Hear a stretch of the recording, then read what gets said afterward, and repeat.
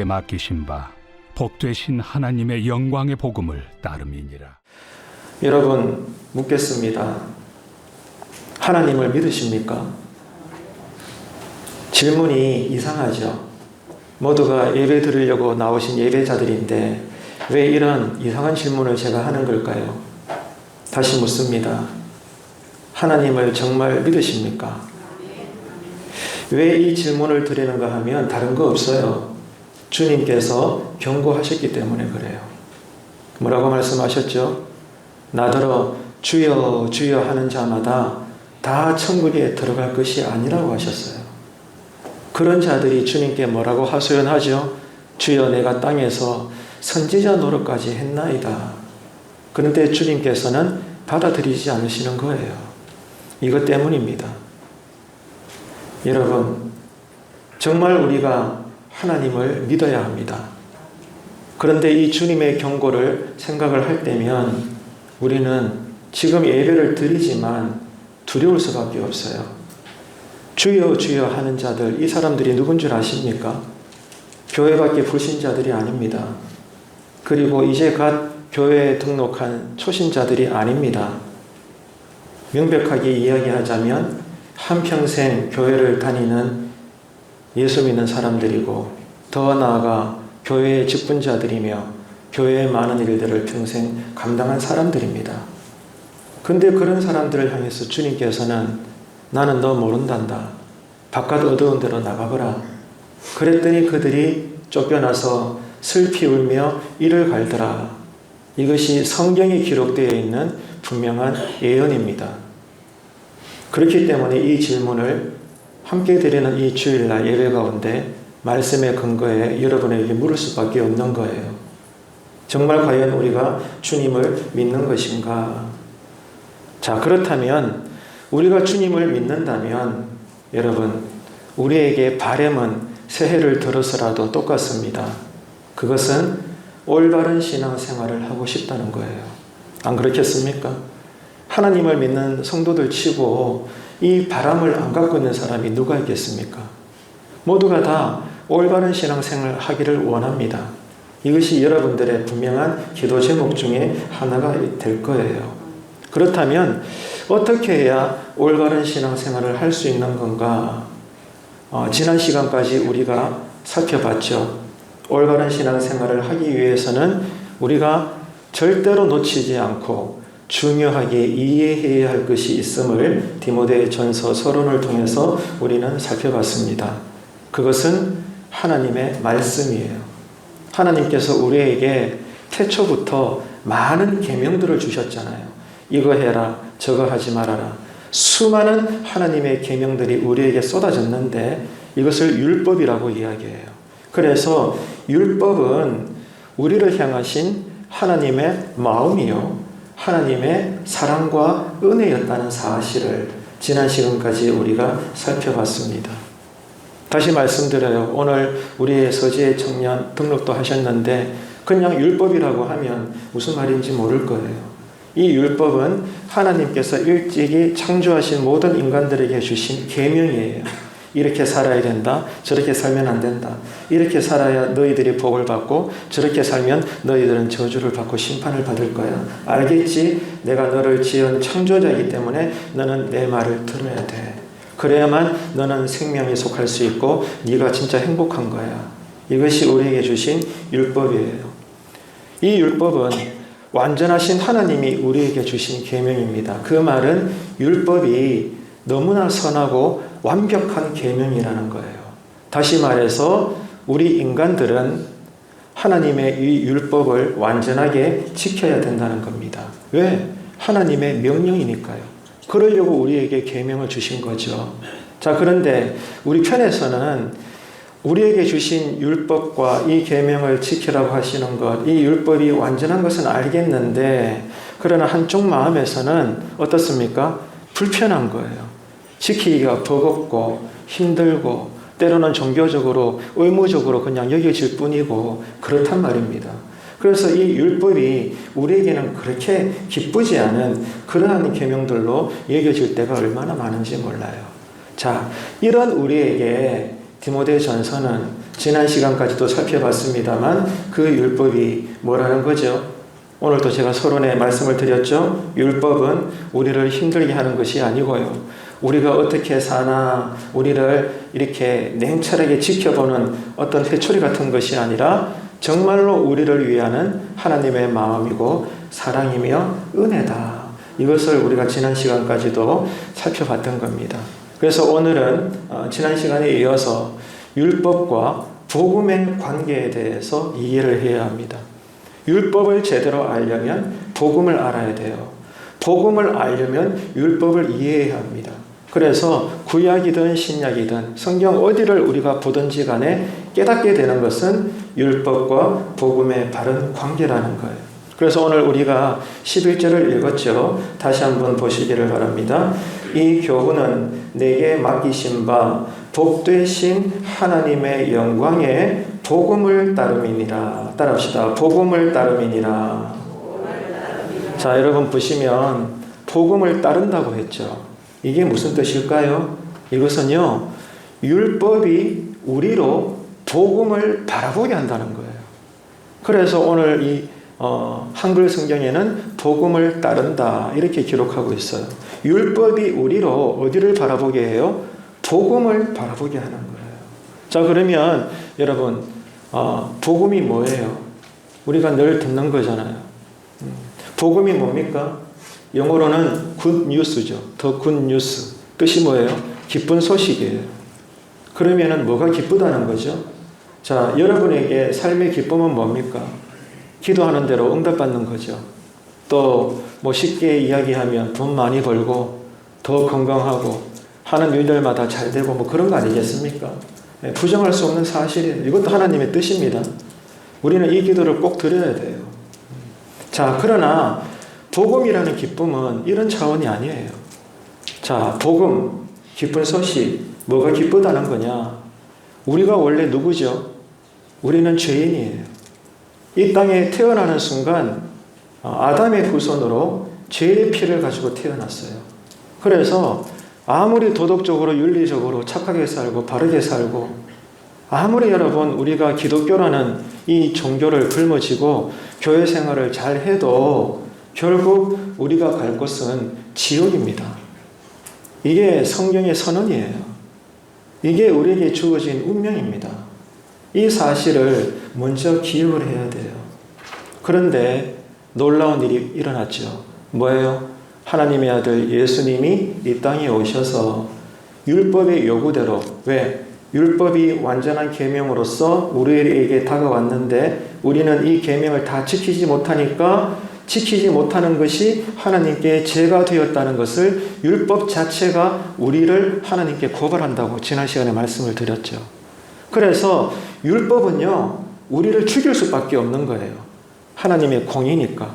완전하신 계명인데 우리는 이 완전한 계명을 지켜야 구원받는데 죄인이다 보니 이 계명을 누구도 지킬 수 없으니까 부족함이 드러났으니까 율법 자체가 우리를 하나님께 고발하고 그래서 공의로움에 의해서 인간은 죽어야 되고 지옥 가야 됩니다. 꽝꽝꽝. 완전하신 하나님의 법은 애누리 없이 우리를 이렇게 고발하는 거예요.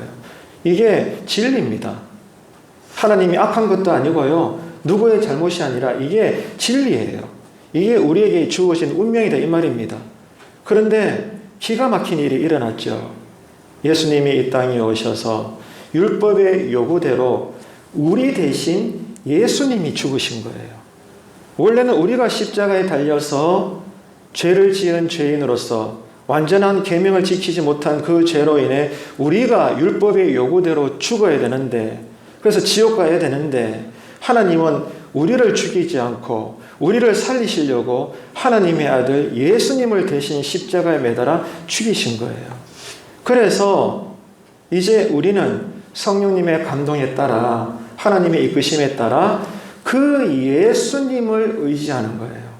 사실은 내가 십자가에서 죽어야 되는데 주님께서 십자가에서 죽으신 것이 나를 위하여 죽으신 것임을 내가 마음으로 믿어 입으로 시인하고 그러므로 하나님의 사랑의 계명대로 삶에서 순종하는 것, 이 모든 것들을 통해서 우리가 이제는 지옥 갈 운명이 아니라 예수님 때문에 하나님은 우리를 다시 하나님의 자녀로 의인이라 불러주시는 거예요. 그래서 누구든지 예수님의 십자가 사건이 나를 위하여 일어난 사건임을 믿는 자는 오늘 죽을지라도 우리가 갈 곳은 지옥이 아니라 천국이라는 거예요. 믿으시면 아멘 합시다. 이게 우리에게 뭐가 돼요? 기쁜 소식이라는 거예요. 우리에게 물질 조금 주고 건강 조금 회복시켜주고 내가 원하는 사람하고 결혼할 수 있고 내가 원하는 직장에 들어가고 이거하고는 비교가 안 돼요. 그런 복을 받을지언정 결국에는 우리가 다 그거 놓고 죽잖아요. 영원하지 않단 말입니다. 이거하고 비교할 수 없는 기쁨이에요. 이게 복음이다 이 말입니다. 나에게 진정한 기쁨의 소식이 되는 거예요. 다시 말해서 내가 구원받았다는 것은 철저하게 하나님의 은혜라는 겁니다. 하나님의 은혜로, 은혜가 뭐예요? 자격 없는 자가 자격 있다라고 인정받는 거예요. 얼마나 기가 막힙니까, 여러분? 이것만큼 좋은 일이 없죠. 하나님의 은혜로 우리가 구원받은 것입니다. 이것이 기쁜 소식이라는 거예요. 이것보다 더 큰 기쁨은 없는 것입니다. 이게 뭐라고요? 복음이라는 거예요. 율법이 우리로 복음을 바라보게 한다. 다시 말씀드립니다. 너무너무 중요한 성경의 핵심이기 때문에 우리가 어떤 종교 생활을 해도 어떤 착하고 바른 삶을 살지라도 아무리 용을 써봐야 우리가 어느 날 죽고 나면 갈 곳은 지옥이었는데 또 그게 아니라 그러면 내가 어떻게라도 구원받기 위해서 완전하신 그 하나님의 계명대로 내가 다 한번 지켜보리라. 왜? 구원받아야 되니까. 그래서 열심히 모든 수백 가지의 계명들을 다 지켜보려고 하지만 된다 안 된다? 안 된다라는 거예요. 하지만 죽을 수는 없잖아요. 저주받아 지옥 갈 수는 없잖아요. 그래서 율법 아래에서 율법을 지키려고 그래서 내 힘으로 구원받아 보려고 했지만 안 되니까 이런 우리가 즉 율법이 이런 우리를 누구로 바라보게 하는 거예요? 구원투수를 바라보게 하죠. 누구예요? 예수 그리스도를 바라보게 하는 거예요. 주님 도저히 안 되겠어요. 내가 율법을 다 지켜서 구원받고 싶었는데 내 힘으로는 안 돼요. 주님 도와주세요. 이게 율법의 역할이라는 거예요. 그래서 이 율법과 복음은 절대로 따로 뗄 수 없는 것입니다. 언제나 같이 붙어서 굴러가는 하나의 자동차와 같은 것이에요. 지난 시간까지 말씀을 드렸는데 여러분 기억나실지 모르겠지만 신앙은 신앙인데 잘못된 신앙이 있다고 말씀을 드렸어요. 많은 것들이 있지만 두 가지입니다. 두 가지를 지금 디모데 전서에서는 언급을 하면서 시작하고 있어요.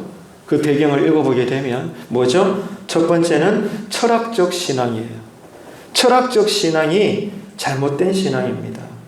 이 철학적 신앙이 어떤 것인가 하면 자, 진리가 있어요. 그죠? 진리에 대해서 내가 스스로 그 진리를 알고 깨닫고 이해하려고 하는 것. 이게 철학적 신앙입니다. 이해가 되십니까? 자, 기독교라는 성경이라는 하나님의 나라, 삼위일체 하나님이라는 진리가 턱 있어요. 근데 이 진리에 대해서 어떻게 하느냐? 내가 찾아가는 거예요. 내가 스스로 달려가서 내 스스로 그 진리를 알려고 하고 깨달으려고 하고 이해하려고 내 나름대로 종교적으로 몸부림치는 거. 이게 철학적 신앙이다 이것입니다.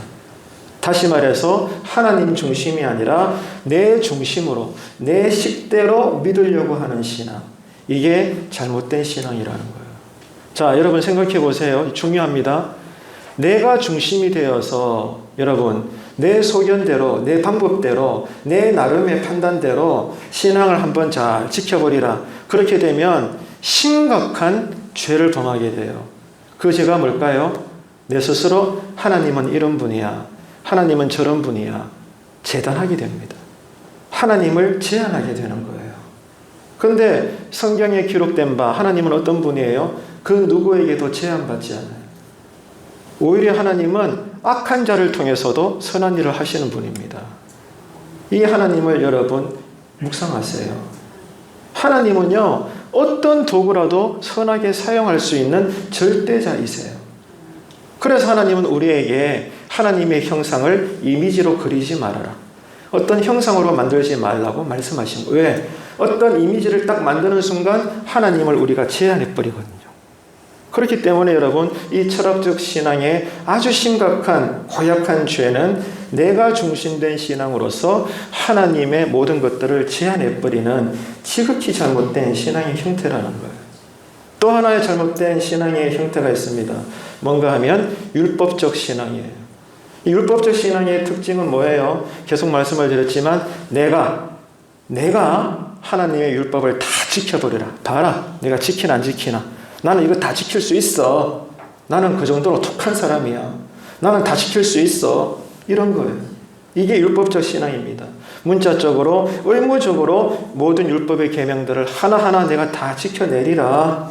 이게 율법적 신앙의 폐해입니다. 이것도요, 똑같아요. 역시 하나님 중심이 아니죠. 내 중심의 신앙 공로를 의지하는 거예요. 쉽게 말해서 하나님, 나 이만큼 기도했잖아요. 복 주셔야 됩니다. 하나님 1년 52조 한 번도 나 주일 예배 안 빠졌어요. 하나님 이러시면 안 되죠. 내 직장 잘 되게 해주셔야 돼요. 내가 뭐 돈을 적게 바쳤습니까? 내가 교회 모든 행사에 내가 뭐 늦게 나오기를 했습니까? 멀리 있어도 아파도 안 나오기를 했습니까? 나 할 거 다 했거든요. 하나님 나한테 복 주셔야지. 그런데 기도 한 대로 안 되거든. 하나님 나한테 왜 이러시는데요? 이게 율법주의예요. 우리 안에 이런 마음들이 다 있잖아요. 그렇지 않습니까? 이런 것들을 우리가 지난 시간까지 살펴봤죠. 그런데 여러분, 오늘 드리려고 하시는 말씀은 복음이라는 것이, 그러면 바른 복음적 신앙이 어떤 건가? 놀랍게도 이런 두 가지를 다 포함하고 있다는 거예요. 이게 놀랍습니다. 율법적 신앙의 특징도 복음이 가지고 있고, 철학적 신앙의 폐해적인 성격도 복음이 가지고 있더라는 거예요. 올바른 신앙, 복음적 신앙의 그 특징 안에 이런 진리를 깨닫는 것, 그리고 헌신하고 충성하고 봉사하는 것, 이 모든 개념들이 복음 안에도 다 들어가 있다는 거예요. 이해하고 깨닫는 신앙, 행함으로 철저하게 순종하는 신앙, 복음도 이 사실을 절대로 부인하지 않습니다. 그러면 뭐가 다를까요? 이해가 되십니까, 여러분? 잘못된 신앙으로서 철학적 신앙, 율법적 신앙, 이 특징들이 올바른 복음적 신앙의 특징 안에도 다 들어있는데, 근데 차이점이 뭐냐? 이겁니다. 내가 신앙에 뭔가를 깨달았어요. 근데 잘 들으셔야 합니다. 내가 깨달은 것, 진리에 대해서 깨달은 것이 내 힘으로 된 것이 아니라는 거예요. 하나님께서 나로 그것을 깨닫게 해 주셨기 때문에 내가 진리를 깨닫게 된 것입니다. 이게 여러분 복음이에요. 복음적 신앙의 특징인 것입니다. 또 내가 신앙에 뭔가를 행했습니다. 정말로 내가 가진 것도 없고 아는 것도 없고 행할 수 없음에도 불구하고 사람들이 놀라 자빠질 만큼 놀라운 일들을, 큰 일들을 행했다 칩시다. 정말로 하나님을 위해서 큰 일을 이루었어요. 결과도 나왔고 열매도 맺혔어요. 근데 복음은 어떤 것이에요? 내 스스로 내 안에 있는 선함과 노력이나 행위로 이런 헌신과 충성을 한 것이 아니라, 그래서 하나님 앞에 하나님 나 이만큼 했어요. 어깨를 올리는 것이 아니라 하나님이 나에게 그렇게 할 수 있도록 믿음의 열정을 주신 거예요. 그래서 내가 이 일을 내가 뭐라고 그럼에도 불구하고 이 일을 내가 감당할 수 있도록 하나님이 나를 쓰신 거예요. 이해가 되십니까? 철학적 신앙이나 율법적 신앙이나 특징은 내가 중심이에요. 내가 중심이고 하나님은 수단입니다.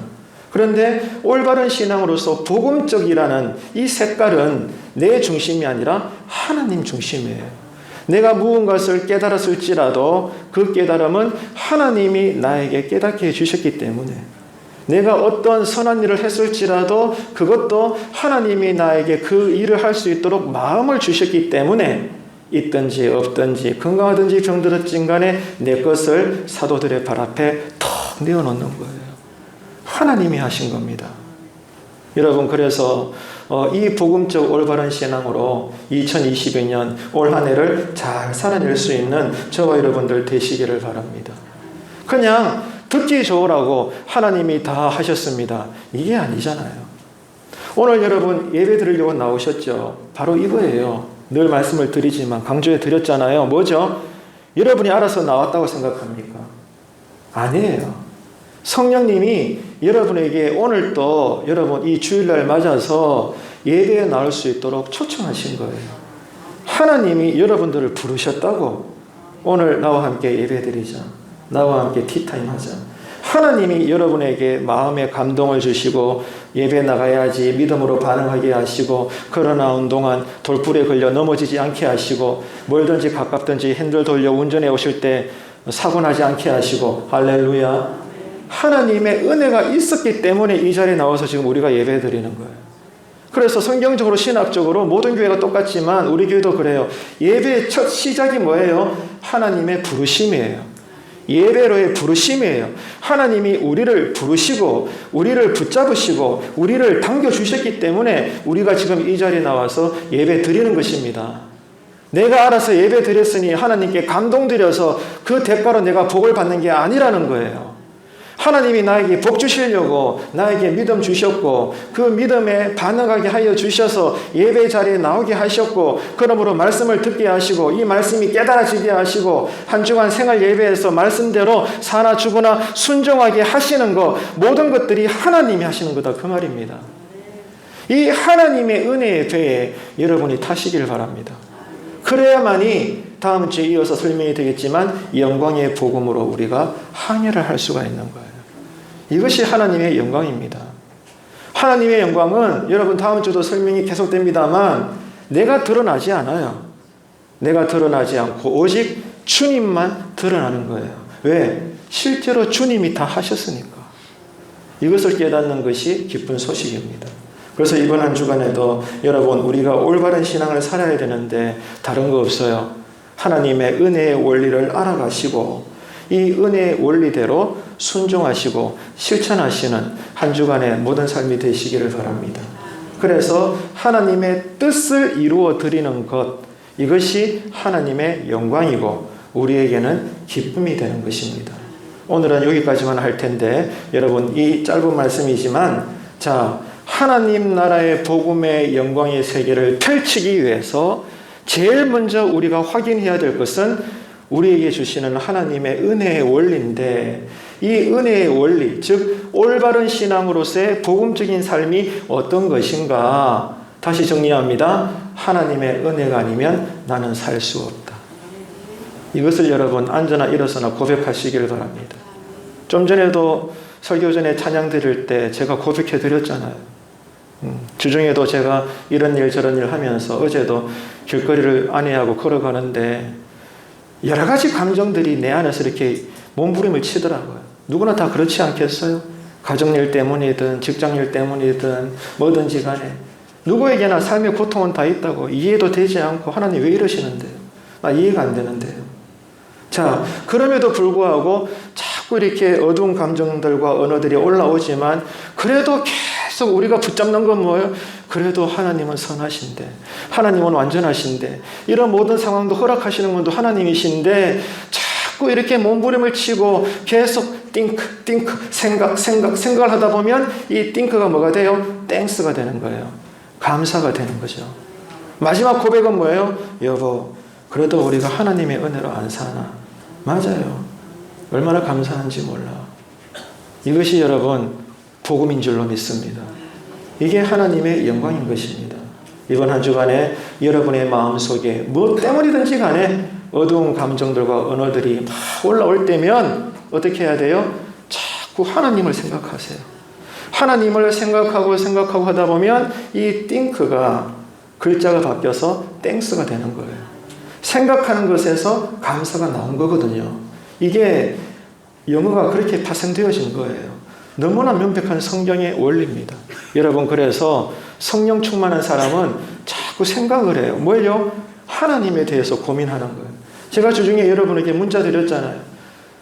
여러분 삶 속에 어떻게 사는지 한 분 한 분 구체적으로 우리가 다 알 수는 없지만 그러나 제가 알고자 하는 것은 여러분들이 날마다 매일 살아가는 삶 속에 과연 신앙으로 인한 고민은 어떤 것들을 하시는가?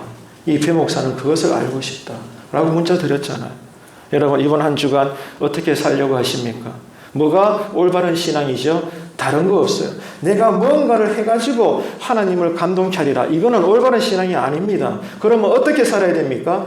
하나님의 은혜를 붙잡으세요. 하나님의 은혜를 생각하세요. 하나님의 은혜 속에 거하시길 바랍니다. 그러면은 놀라운 삶의 역사가 새롭게 펼쳐질 줄로 믿습니다. 이게 성경의 기록이에요. 증언입니다. 이 사실을 꼭 기억하시고 이번 한 주간에도 여러분 하나님 나라의 영광을 위해서 잘 살아낼 수 있는 하나님 은혜의 자녀들이 되시기를 주님의 이름으로 축복합니다. 우리 함께 찬양합시다. 오늘 주신 말씀을 생각하면서 우리 함께 찬양하겠는데요. 몇 주째 동일한 찬양을 부르고 있죠. 그 사랑 얼마나 놀라운가 함께 고백하기를 원합니다. 이 찬양 가사가 너무 좋아요. 우리 진심으로 고백합시다. 다 표현 못해도 나 표현하리라. 다 고백 못해도 나 고백하리라. 다 할 수 없어도 나 알아가리라. 다 담지 못해도 나 닮아가리라. 다 표현 못해도 나 표현하리라. 다 고백 못해도 나 고백하리라. 다 알 수 없어도 나 알아가리라. 다 담지 못해도 나 닮아가리라. 그 사랑 얼마나 아름다운지 그 사랑 얼마나 날 부엽게 하는지 그 사랑 얼마나 크고 놀라운지를 그 사랑 얼마나 나를 감격하게 하는지 다 표현 못해도 다 표현 못해도 나 표현하리라. 다 고백 못해도 나 고백하리라. 다 알 수 없어도 그렇죠. 나 알아가리라. 다 담지 못해도 나 닮아가리라. 그 사랑 얼마나 아름다운지 그 사랑 얼마나 날 부엽게 하는지 그 사랑 얼마나 크고 놀라운지를 그 사랑 얼마나 나를 감격하게 하는 그 사랑 얼마나 그 사랑 얼마나 아름다운지 그 사랑 얼마나 날 부엽게 하는지 그 사랑 얼마나 크고 놀라운지를 그 사랑 얼마나 나를 감격하게 한 번 더 고백합시다. 그 사랑 얼마나 아름다운지 그 사랑 얼마나 아름다운지 이 눈을 주십시오. 그 사랑 얼마나 날 부엽게 하는지 그 사랑 얼마나 크고 놀라운지를 그 사랑 얼마나 나를 감격하게 하는지. 이 시간 함께 우리 기도할 텐데 우리 이 시간 마음을 하나님께 드립시다. 하나님, 새해에는 나를 새롭게 해주십시오. 내 마음을 새롭게 해주시고 텅 빈 내 심령 이제는 은혜의 강물로 바다를 이루게 해주셔서 바라보는 것들이 어둠이 아니라 이제는 그것이 밝음으로 보여지게 하시고 내가 말하는 것들이 부정적인 것이 아니라 희망과 소망으로 바꿔지게 하시고 내 안에 샬롬이 이루어지는 한 해가 되게 하소서. 특별히 내 가정에 하나님 나라가 자리 잡혀지게 하시고 정말로 세상과 사람들을 바라보면 불평과 원망과 미움과 저주만이 나올 뿐이지만, 그러나 역시나 하나님만 바라보면 아니에요. 주님 감사합니다. 모든 게 주님 은혜 때문입니다. 불쌍한 나를 용서해 주옵소서. 그렇게 이번 한 주간 또한 새해를 잘 살아낼 수 있는, 세상 사람들과 다르게 살아가는 그러한 우리 신앙 올 한 해가 되기를 원한다고, 주님 사랑합니다. 주님 기뻐합니다. 올바른 신앙 나에게 복음이 들려지게 하여 주옵소서. 그런 마음으로 주님의 이름을 한번 간절히 부르면서 기도하겠습니다.